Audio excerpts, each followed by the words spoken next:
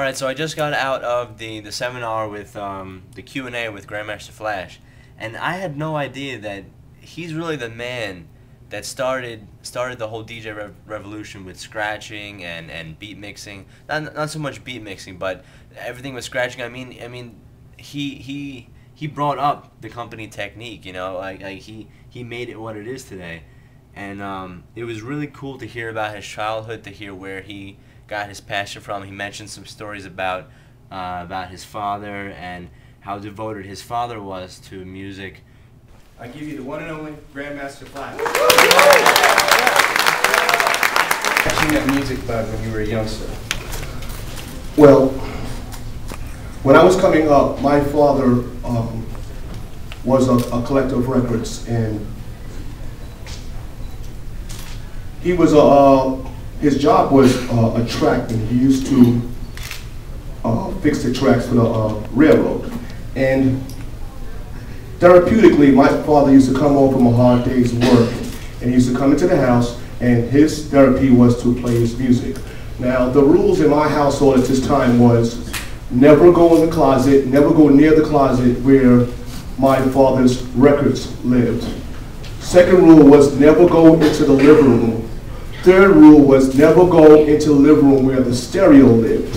And for me, I used to watch my father come home from a day's work, go to his closet, take out these black discs, take them to this floor-standing wood cabinet and put this black disc inside this box.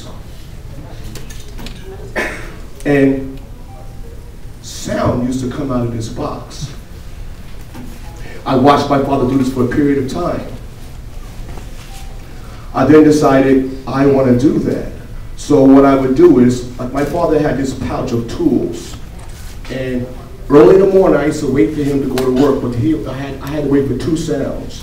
The two sounds was the clink of the pouch going over his shoulder, clink, and then the door closing, bang. I'd wait 5 or 10 minutes just in case he was going to double back. And once I knew the coast was clear, I would go in the kitchen and I would grab a chair and I would sort of drag it to the closet, and I would like get on top of the chair, turn the knob, go in there, and I would look at these black discs. And I would drag this chair along with the record in hand, and I would go into the living room, and I would, because I watched my father, and I would put the record on and start dancing in the living room. And what I tried to do is, that same black disc I took out, I would try to put it back in the same place.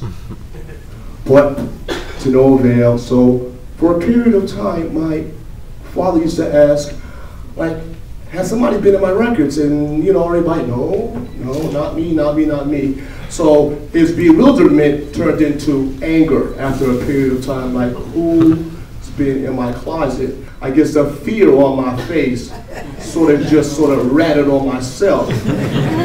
So what he would do is he would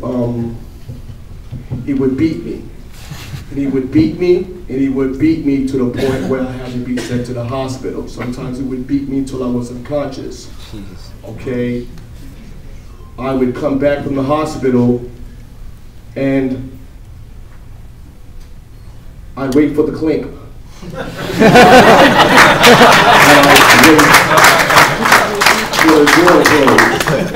Boom.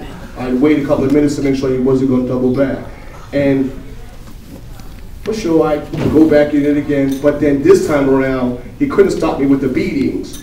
So then what he would do is, he would take my hands and he would hold them on the radiator until I would pass out. As I got older, I started to understand, I guess in a weird sort of way, I forgive my father, but I guess in some sort of reverse sort of way, I learned the respect of these black discs.